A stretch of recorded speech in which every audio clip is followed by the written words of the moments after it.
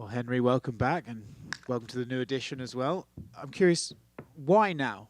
Why exactly have you chose to return now, and what was the inspiration behind it? Because it's easy money. Who's on that? Okay. Because it's easy money. Because it's easy money, and I watched these guys fight after coaching some of the best guys in the world: Jones, Demetrius Johnson, Zhang Wei Li, Davis Figueiredo, Yuri Prochazka. I started to understand my talent a little bit more, and I know there is a window. I know there is a gap where I really do have to say goodbye. I'm 36 years old, or 36 years young, and I feel good. I feel really good. I love the challenge. I love the fact that people are going to doubt me. And I think that's another reason why I'm back too. You know, it's I love being the underdog, like I've been my whole life, and I think that's why. And I personally think Aljamain just sucks.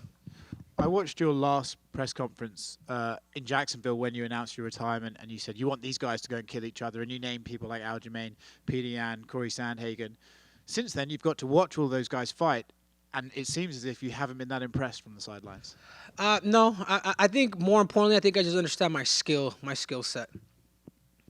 I think the confidence I just have in me and what I've done. I think that's more of where that kind of comes from. But yeah, let them kill each other. I mean, there was a strategic plan if I was going to come back. Even if I never came back, guys, I'm happy with my career. You know, I've done everything that I set out to do, like literally on a piece of paper, plus one, winning a second UFC belt. I mean, I can retire now and be all right. But I love the fact that this fight could put me in a category where it's just like, man, you may not like the persona, you may not like my personality, you may not like the cringe, but you will definitely respect me and put me on Goat Mountain. After a 3-year retirement, what John Jones has done, what St Pierre has done, like that's Mount Olympus. And not only am I looking to beat Aljamain Sterling, but I'm looking to dominate him, and he ain't going past 3 rounds. You mentioned John and George St Pierre. They came back and fought some good guys too, but in your mind, would you coming back and beating Aljamain after this stint off be better than what they did in terms of their achievement and their opponent? Yeah, I think so. Because with all due respect, and I love John, that wasn't Francis Ngannou. I love St. Pierre. I think he's great. But he also, you know, that wasn't the best guy in the world at that time, with all due respect. You know, he picked the right opponent. I'm coming in. I'm literally getting the number one ranked guy in the world, which happens to be Aljamain. And I love that challenge. And I knew it was premeditated that within a year that I'm more likely I was going to fight. So I put my name in that hat. I forget when it was. Was it in April? It was about a year. I knew that within that time that I was going to fight within a year. Like, I just knew how this stuff was going to work. So yeah, I've been retired for 3 years, but really I've been retired for 2. Because this whole last year I've been training. This whole last year I've been studying. Those last 2 years I've been training the best in the world.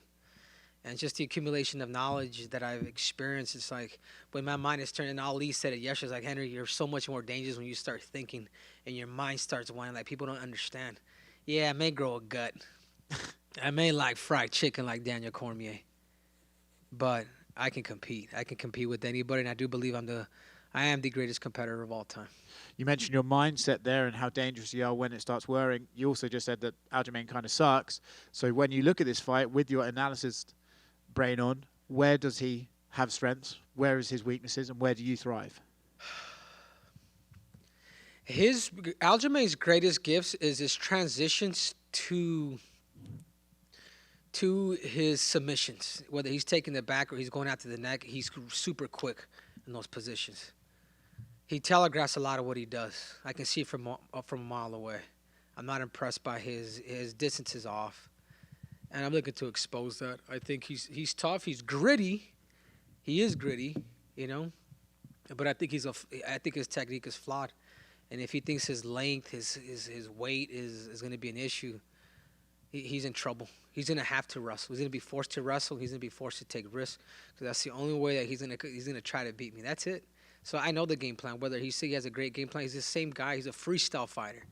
Even if he does have a plan, he's going to throw shit against the wall. He's just going to go. You know, and we're expecting that. So the key is to stay disciplined, stick to the game plan, and take him out.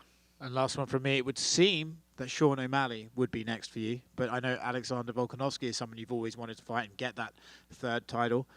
Are you okay with O'Malley, or are you going to say, listen, guys, I came back, I beat this guy, I want what I want? No, of course. He's next. He's next. I wouldn't mind 2 tune-ups before I go against Alexander Volkanovski. You know, Sean O'Malley, he's that dirty Q-tip. You know, he's a privileged brat. I think we all know that. And I'm going to hurt him. But first things first, Aljamain's first. And I know he's confident, but I know deep down inside he respects me a little too much, and he's gonna feel that. He's gonna see the competitor that's gonna come out, and once that cage locks, he's gonna lock into my eyes, and he's gonna see what I'm made out of. So, Sean O'Malley is next, and I like that fight. I love the fact that he's tall. I love the fact that he's popular, and I'm gonna hurt that dude. Henry, you had a bit of an encounter on Embedded with Aljamain in the lobby. Can you just tell us like what that was like when you're actually, in that moment? Yeah, Did you know find what? it He strange? got me. I'm kind of pissed at myself afterwards. I'm like, man, this dude, he just comes up, he just tries to butter me up. I don't like it. This is personal. Aljamain, like you can't do that, dude. You can't just, hey, I respect you, man. Hope all is well, inshallah. Do you feel like he was trying to play mind games there? No. I just think he wants to make it fun. That stuff doesn't work with me. But he did butter me up, where I was like, all right, man, best of luck. But in reality, I want to tear his damn face off. I don't like it. It is personal. He can buy me a beer after I beat him, and that's all there is to it.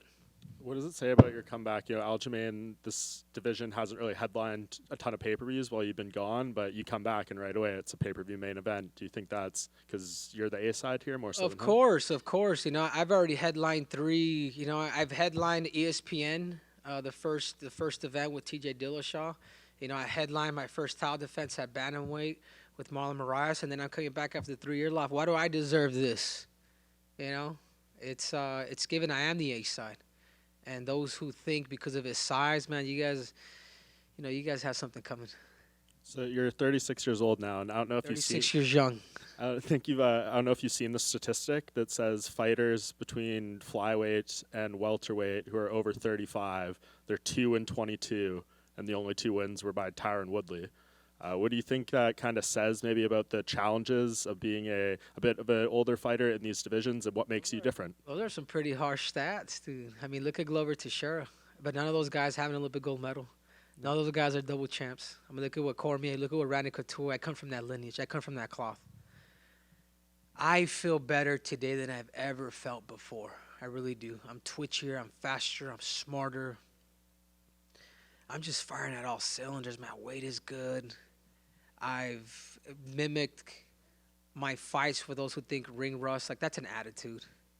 I've mimicked every single fight camp, every single Saturday. I mimicked having a referee in there, having a judge in there, having a crowd in there, of literally giving me that live situation where I could feel those nerves.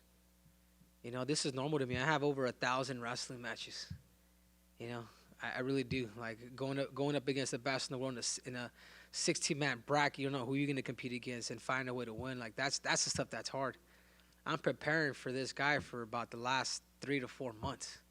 I know what he's going to do. I know what he's doing. You know what I'm saying? He has to go for broke. He has to take risks. I'm too solid, And, even being a shorter fighter, like, people have no idea how hard it is to fight or to penetrate to get underneath somebody like that. I mean, look at Volk. 5'6", 145 pounds. None of these 45-pounders could beat him.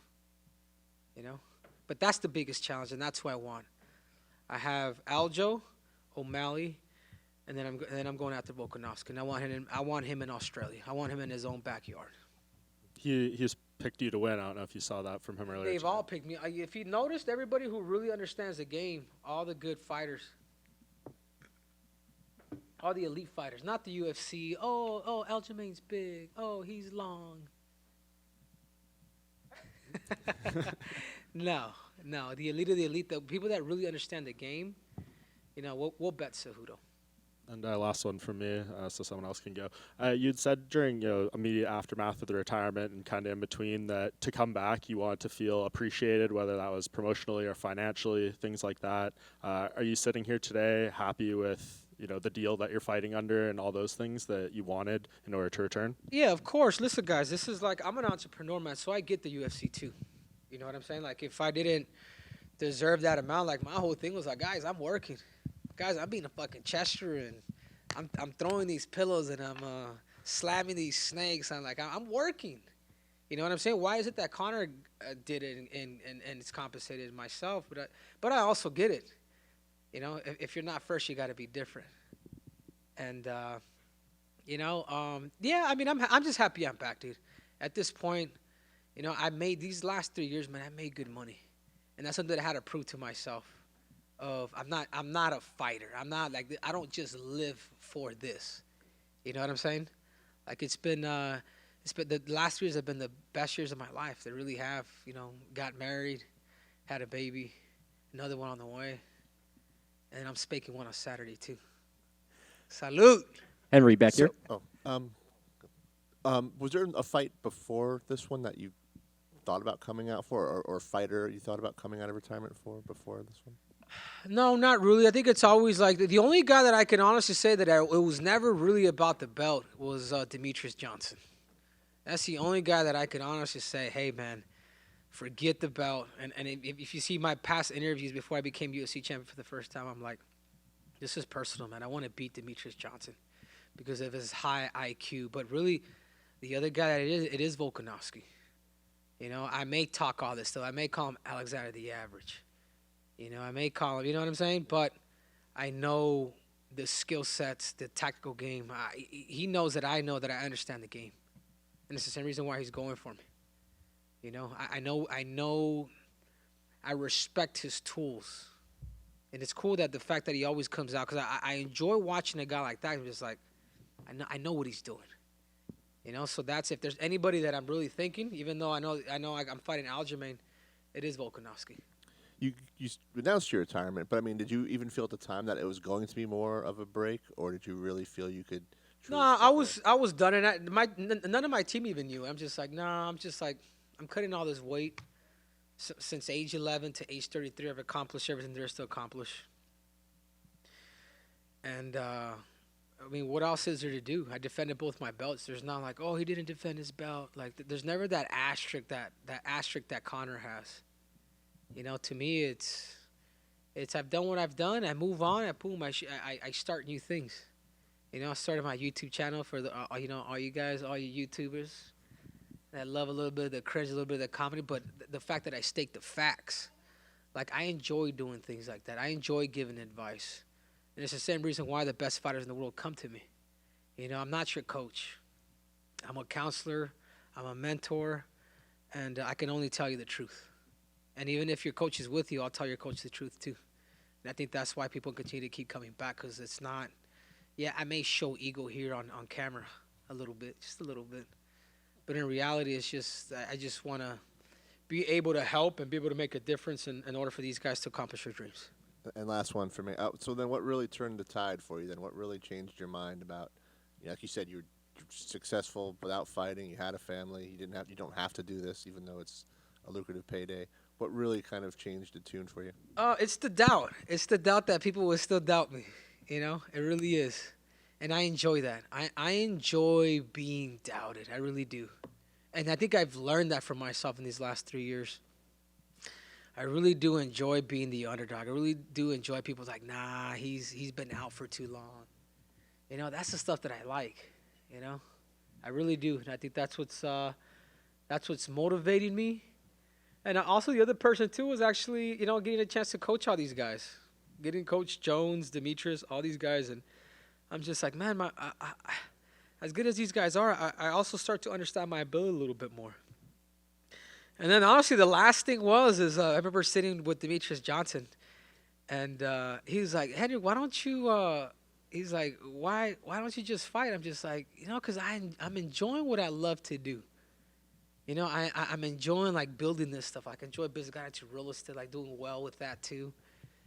And he's like, yeah, but he's like, yeah, and I'm like, Demetrius, fighting isn't forever. And I'm just like, and I'm enjoying what I mean, eventually we're going to have to say goodbye to the damn sport. Little did I know, I ended up inspiring him, but there was one thing that he did tell me that really kind of hit the nail on the head. He's like, yeah, but fighting is the easiest way to make money. And I'm like, shit, he's right.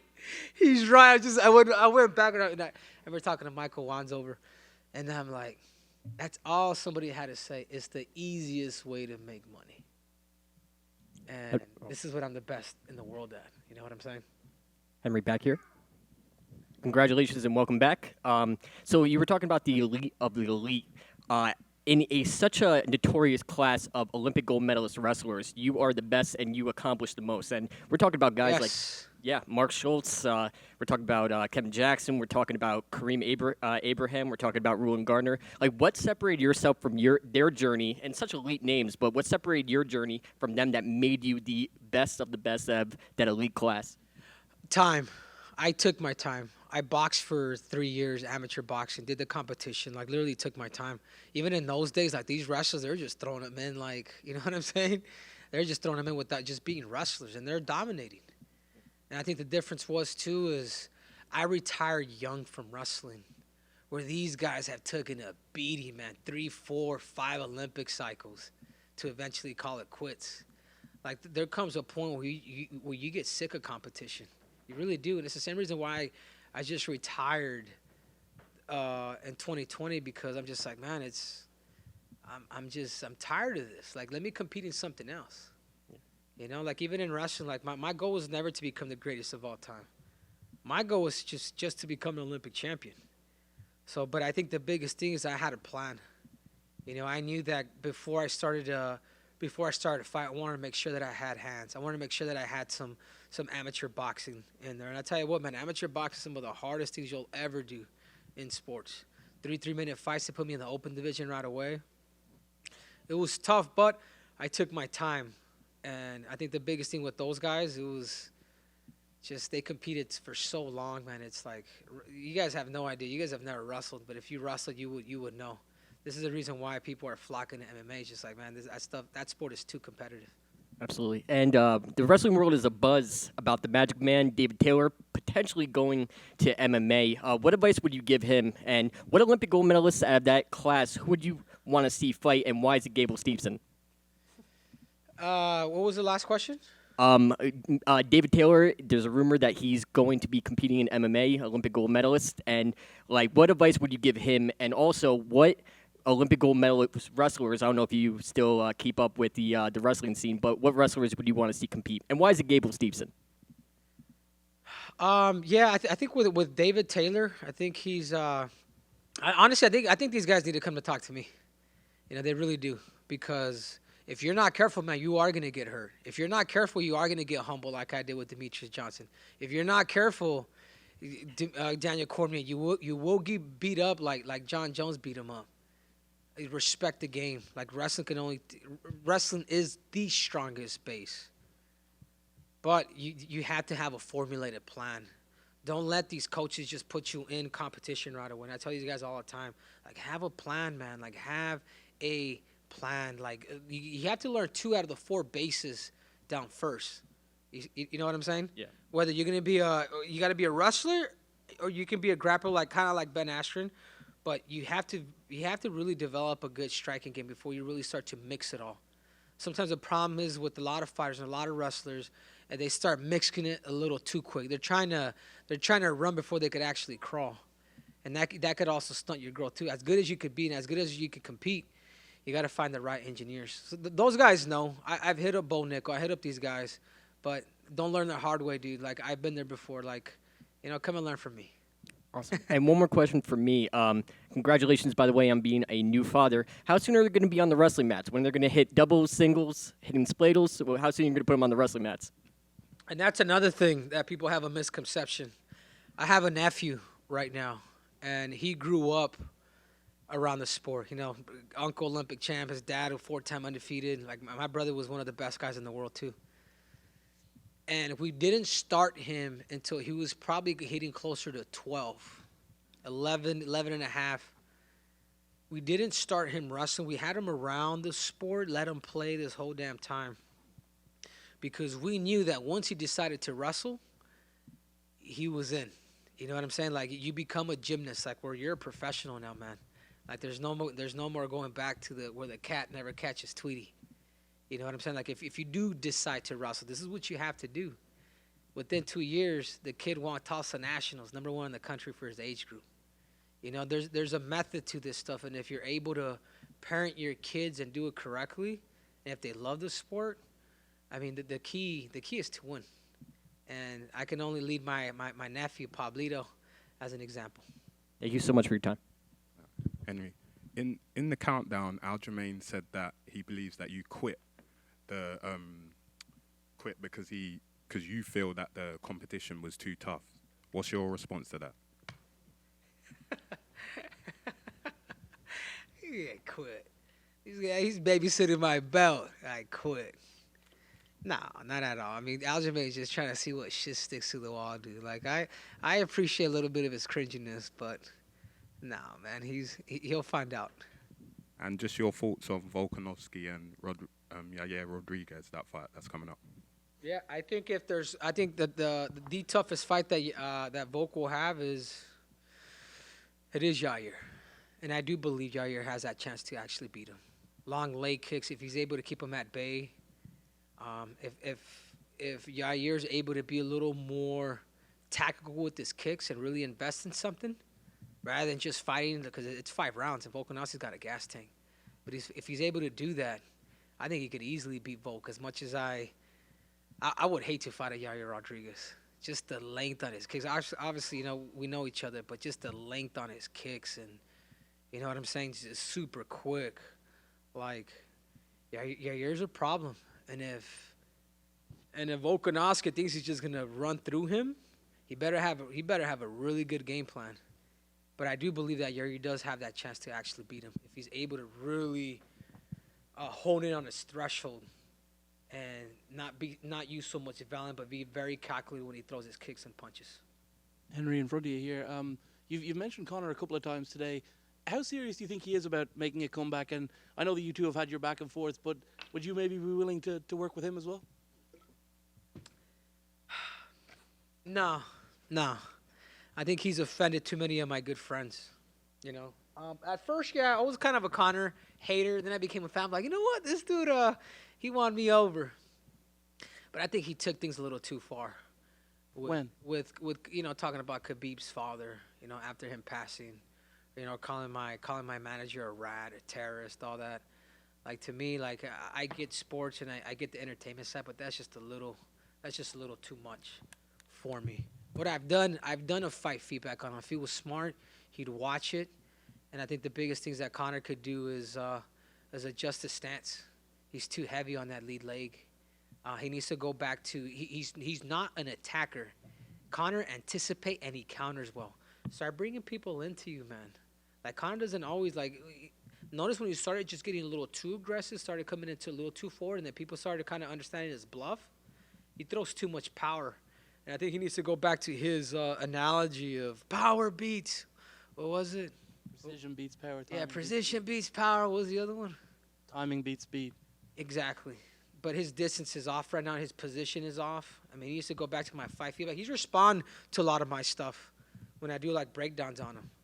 I know he would like it, but I just couldn't, man. I couldn't do that to Khabib nor Ali. And when in 2019, when you became the double champ, your teammate Pitbull did the same thing over in almost around the same time. Do you think there's a chance maybe when you become C4, he's also going to become a triple champ in Bellator? Oh, 100%. And I tell this to people all the time. It's like, if there's one fighter that's amongst the greats that I admire, that I've stole his style a little bit, it is Patricio Pitbull. You know, I did steal his stance from him. I did steal a lot of the stuff that he was doing. I'm just like, man, this dude, he went from a brawler to being a tactician. And I do believe that Patricio will become the first triple champ in MMA history. He's smart, man. He's if you guys really understand him, he's smart and he's a freaking killer. Like, you guys have no idea what that dude is. Like, he's a killer, man, and he's a calculated killer. And I think that's where I've been able to really make my growth with the Pitbull brothers out of Natal, along with my coaches over here, Eddie Cha, Captain Eric Alberison, Santino DeFranco, Everton Lopez out at Fight Ready. You know, we create the perfect storm. Like, we're constantly adding people to the game. We're constantly adding, you know, new arsenals, whether it's technology or game planning, little things that we can do that's going to give us the edge in this fight. Like even yesterday, man, I was talking to Robert Whittaker. I'm just like, Robert, I had an interview with New Zealand TV. I don't know what it was. But I'm like, mate. I'm like, Robert. And the dude was like, hey, give me a motivational Monday, one of the guys. And I'm just like, man, I'm going to do one right now for Robert Whittaker. I'm like, Robert Whittaker, your next fight with Israel Adesanya, adjust your stance.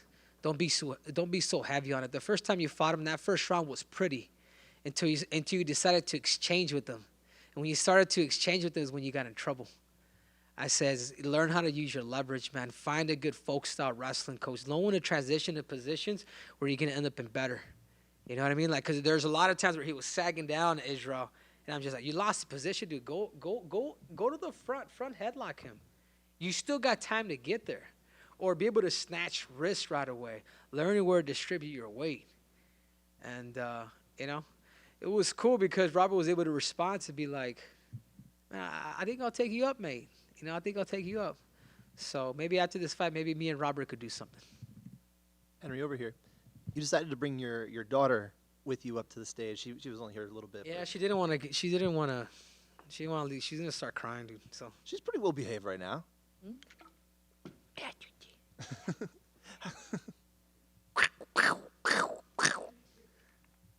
So obviously you're enjoying the time being a father. How has that kind of changed your mentality, your approach to fighting, being a father and having something different to fight for?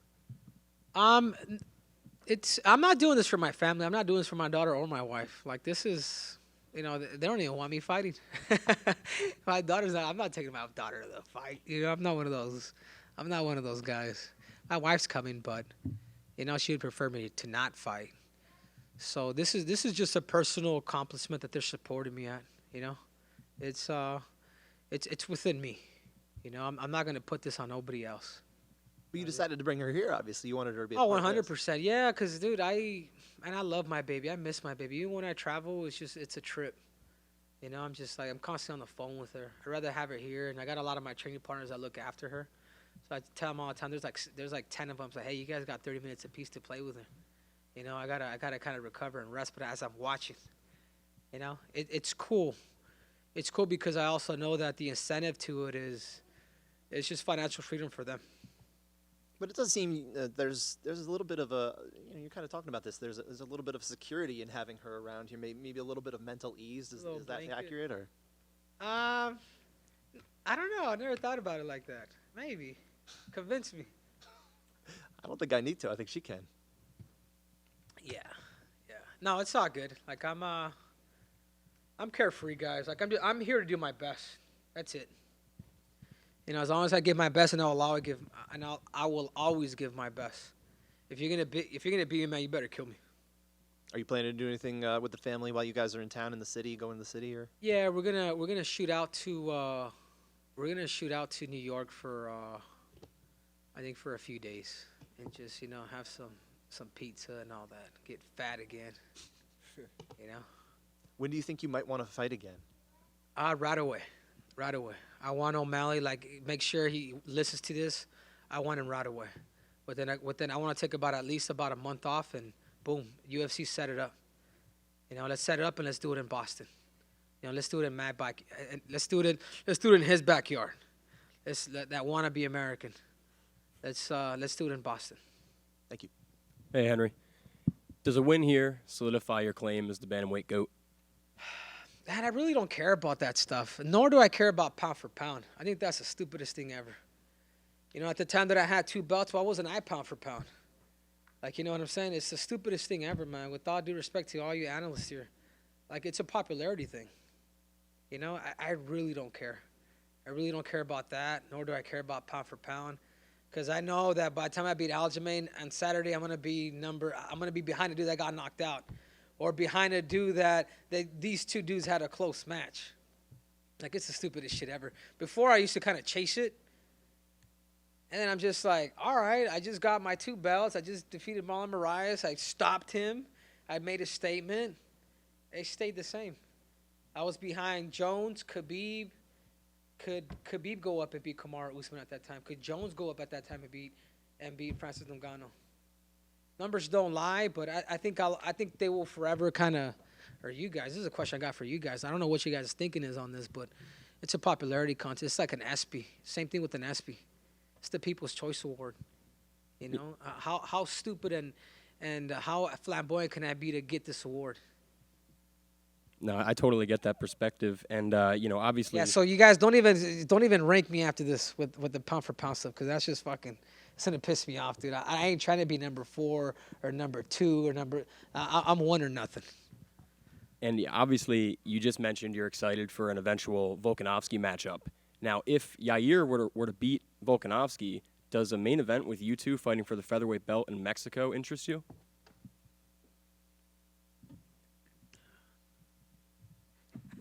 Probably not. I don't think the Mexicans like me too much. I wouldn't want to do it there, you know, but they'll kill me. But he's got to get through Volk first. That's not on my mind. Neither is Volk nor Yair. It really is.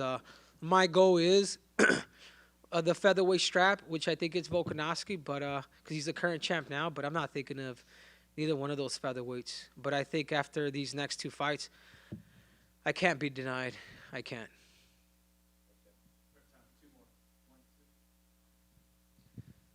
Hey Henry, in the back on the left.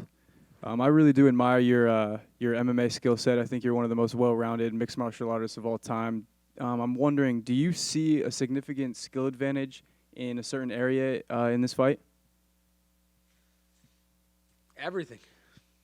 In every sense of the way, from standing to the wrestling to the hair.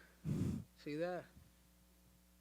Yeah, I just think I'm better than Aljamain everywhere. I think he's got grit. I will give him that. I know he will fight for this. What do you think of his striking game? It's kind of funky on the feet. He throws some weird kicks. What do you think of that? I got to be careful.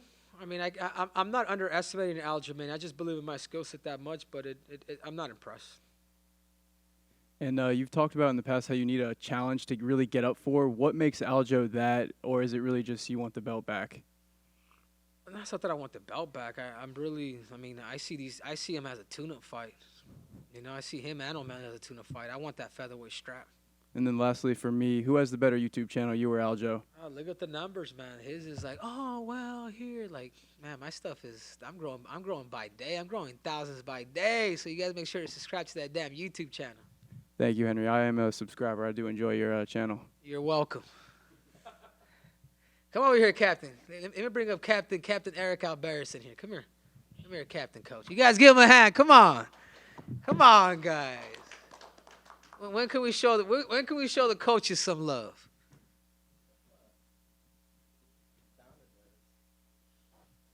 Go ahead, Captain. Take him over. Tell him what we're going to do to Aljiz on May 6th. May 6th, the return of the GOAT. You know, I was saying in that countdown about a list, but I didn't say the second part, and I'm going to let you guys, I'll tell it to you guys. When I first met Henry in 2004, he wrote a list at the Olympic Training Center. You walk in his room, you see the list. Number 1 on that list was Olympic champion. Number 2 on that list was UFC champion. Number 3 on that list was world's best father and husband. He completed that list. P.S. There's a new list out. It's a hit list, a black list. And on May 6th, the Funk Master gets scratched off that list. That's all I got. All right, hey, last question. We're out of here. Last question. Henry, one last Captain. question guys for are you killing back me. here. You were talking about boxing earlier. What boxer or boxers have influenced you the most, and why? That's good, man. A lot of the boxers that really influenced me were like, back in my heyday, early 2000s. Because I grew up watching boxing. You know, Marco Antonio Barrera, Eric Morales. But the one that really took it all, man, is Manny Pacquiao. Manny Pacquiao, to me, he's the greatest of all time. 8-division champ. Is not the Floyd Mayweather undefeated, the guy that protected his record, the guy that was padded. Yeah, great defense. He's one of the greats. But numbers don't lie. And I want that Manny Pacquiao. I've taken that influence from him of becoming, a 3-division champ in the UFC. And he's a big inspiration for me in combat sports. So if there's one guy that I I could really say I'm just like, man, he's the greatest of all time, the best of the best, the cream of the crop. It's Manny Pacquiao. Thank you, Henry. I said I'm out.